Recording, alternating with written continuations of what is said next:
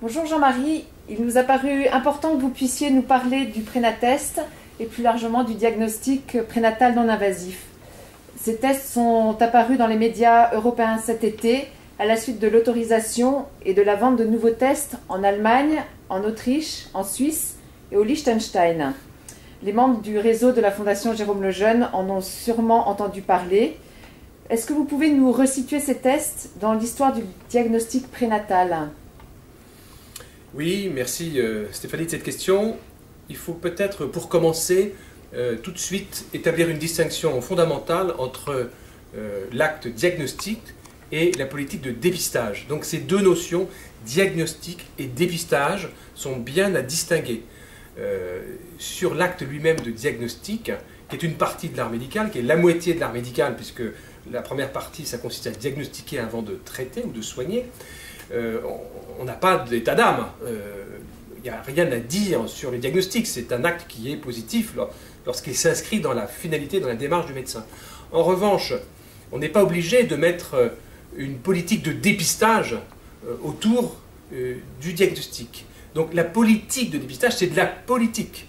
Et la politique de dépistage, elle est critiquable si elle est orientée uniquement dans le but d'éliminer les patients au lieu de les traiter, comme c'est le cas de la trisomie 21. Donc, pour répondre plus précisément à votre question, aujourd'hui, et pour resituer le cadre dans lequel se pratique la politique de dépistage suivie du diagnostic de la trisomie 21, je rappelle que ça se passe de la manière suivante, à partir d'abord d'éléments qui sont composés de l'âge de la mère, qu'on intègre, de l'examen de l'échographie qu'on intègre et des marqueurs sériques. Ces trois éléments combinés forment la première phase, la phase de dépistage proprement dit, qui est une phase statistique qui permet de savoir si la femme enceinte se trouve dans une catégorie à risque. Une fois que cette première partie du test est faite, eh bien, les résultats sont positifs ou négatifs. S'ils sont positifs, ils indiquent que la femme encourt le risque de donner naissance à un enfant trisomique alors qu'elle est enceinte. Et ce risque-là, pour le confirmer, ou l'infirmer éventuellement, mais pour le confirmer la plupart du temps, eh bien, il faut passer à la phase diagnostique proprement dite qui se fait avec l'amniosynthèse, qui est ce geste technique que vous connaissez, qui consiste à prélever le liquide amniotique et à décompter les chromosomes. Et avec cet acte diagnostique-là, qu'encore une fois je ne qualifie pas, parce qu'il peut être utilisé pour sauver les gens, pour le plus grand bien des patients, avec cet acte-là, on a évidemment la certitude du diagnostic, mais cet acte-là est en même temps un acte technique très délicat qui entraîne des risques de perte fétale dans 1% des cas.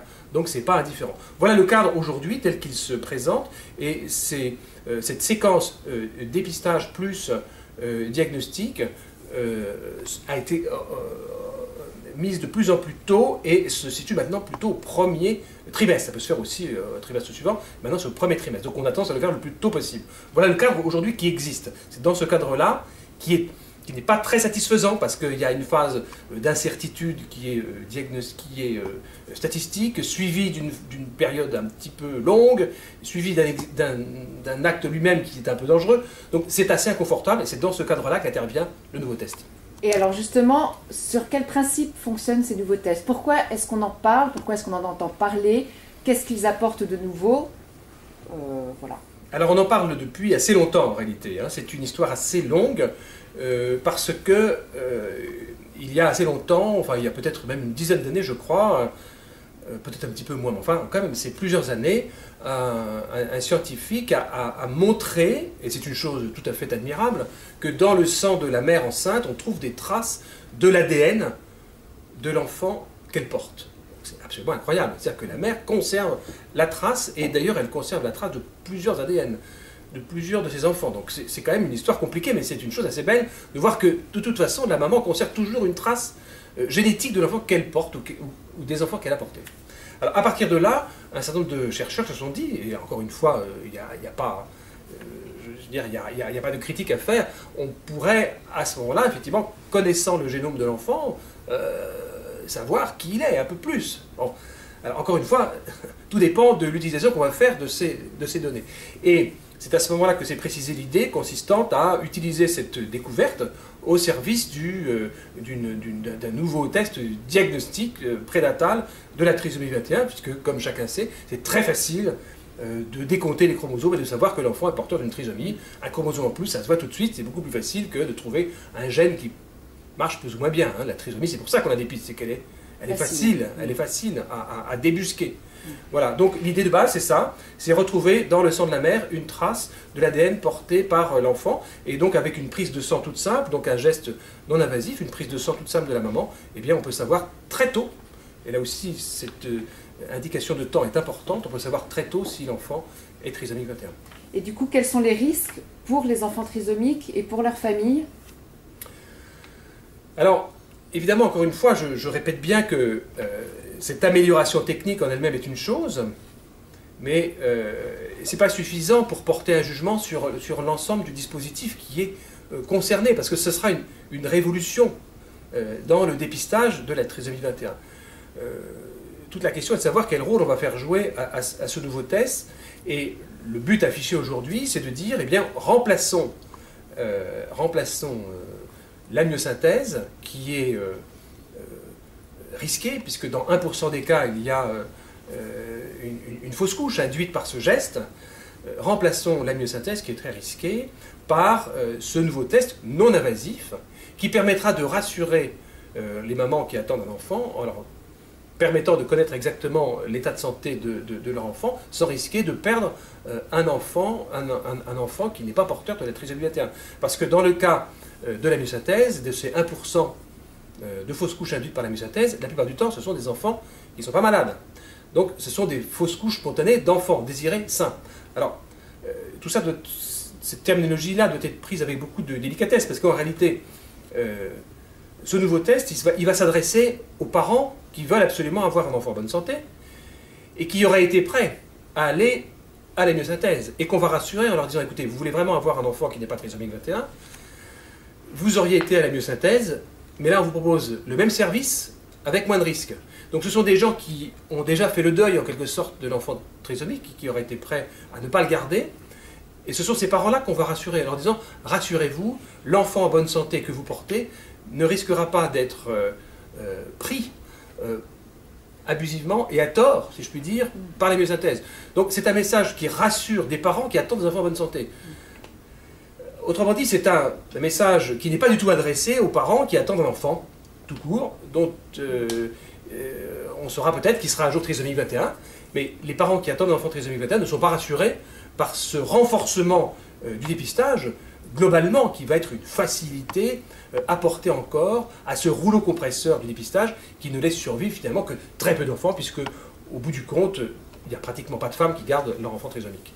Donc ça va renforcer le dépistage, et c'est donc une mauvaise nouvelle pour les personnes qui sont porteuses de trisomie 21, pour un certain nombre de parents, et c'est un renforcement du dépistage sans réflexion profonde sur ce qu'est cette politique. Si vous voulez, c'est un problème dans un plus grand problème. Pour prendre une comparaison qui est un petit peu, un peu forte, si on s'interroge sur la technique qui consiste à affûter davantage la lame de l'échafaud, incontestablement on peut considérer que c'est un progrès technique d'affûter la lame. Maintenant, qu'est-ce qu'on pense de cette innovation technique? Tout dépend de ce qu'on pense de la peine de mort. Si on est contre la peine de mort, on considère qu'affûter la lame de l'échafaud, c'est quand même pas ce qu'on peut faire de mieux. Donc vous voyez, c'est un petit problème, une amélioration technique dans un gros problème qui demande qu'on pose vraiment les questions éthiques et qu'on ne les évacue pas. Oui, j'allais justement vous poser la question, quels sont les enjeux pour la société de l'apparition de ces nouveaux tests? Est-ce que voilà, ça va conforter la société dans la facilité qu'elle a justement d'accepter que des enfants sains et avoir du mal à accepter des enfants différents, qui soient porteurs de trisomie 21 ou de toute autre malformation? On peut voir le verre à moitié vide ou à moitié plein. Moi, je pense que si on le prend comme tel et qu'on embarque ce test-là comme les autres, et puis qu'on dit, allez, c'est encore une amélioration, et qu'on ne réfléchit pas davantage, bien sûr, ça va diminuer encore la tolérance que nous avons vis-à-vis de la trisomie 21, des personnes qui sont porteuses de la trisomie 21. Bon, donc, ça ne fait que renforcer le mouvement général du dépistage qui est devenu totalement banalisé, au point que finalement, les gens pensent que ce test de dépistage, c'est quoi? C'est une sorte de vaccination contre la trisomie 21. Donc ils ne comprennent même plus, en fait, pratiquement, il y a des études qui montrent que les femmes ne comprennent plus. Si elles n'ont jamais compris d'ailleurs, non pas que les femmes ne sont pas intelligentes, c'est pas ce que je veux dire, mais c'est tellement compliqué et on ne leur explique tellement pas bien qu'en fait la majorité d'entre elles ne comprennent pas le système dans lequel elles sont rentrées, le dispositif qu'on leur impose. Donc je ne pense pas que ça va améliorer les choses, au contraire ça va diminuer vraiment notre capacité d'accueillir les personnes touchées par la trisomie 21. Alors ça c'est la version, c'est le verre à moitié vide, n'est-ce pas? Maintenant, moi j'ai l'impression de ressentir quand même une interrogation d'un certain nombre d'acteurs sociaux sur cette question-là, parce que ça arrive un peu comme un rouleau compresseur à l'américaine. On a vu que c'est arrivé pendant l'été en Allemagne, en Autriche, en Suisse, au Liechtenstein, et dans tous ces pays, il y a eu des débats. Il y a eu des débats éthiques. On s'est dit, mais attendez, est-ce qu'il faut le prendre? On n'a pas dit on le prend, parce que c'est tout de suite quelque chose de mieux sur le plan technique. Donc il y a vraiment une réflexion qui s'est amorcée chez nos voisins européens, et j'espère bien que cette question sera aussi abordée avec un questionnement éthique chez nous. Et qu'on ne dira pas, mais de toute manière, c'est technique, c'est mieux, c'est moins cher, c'est moins invasif, on le prend.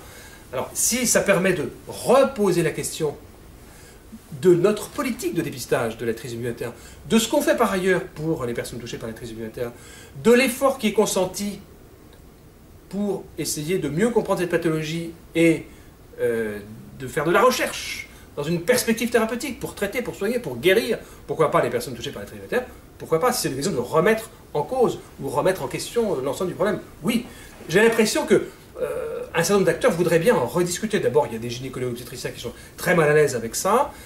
Je pense que le monde du handicap se pose aussi la question. Et puis, il y a une question de coût aussi. Pour le moment, c'est pas du tout au tarif sécurité sociale, cette affaire-là. Et juste pour conclure, peut-être la position de la Fondation Jérôme Lejeune sur l'arrivée de ces nouveaux tests. La position de la Fondation Jérôme Lejeune, elle est claire. Je l'ai donnée d'ailleurs récemment avec Henri Bliot au sein du Comité consultatif national d'éthique, puisqu'on nous a auditionnés sur ce sujet-là. En fait, nous sommes défavorables à l'arrivée de ce nouveau test dans ces conditions-là. Non pas que cette nouvelle technique ne puisse pas servir, d'ailleurs, au profit des patients, de ceux-là ou d'autres, d'ailleurs, parce que, comme on disait tout à l'heure, c'est une technique qui en elle-même est formidable. Maintenant, la mettre dans un dispositif qui va encore renforcer le dépistage, ça, nous n'y sommes pas favorables. Donc il faudrait probablement ou bien réintroduire des critères d'âge, ou bien ne pas revenir sur l'obligation faite aux médecins de donner l'information à toutes les femmes systématiquement, encore une fois, sans critères de risque particulier.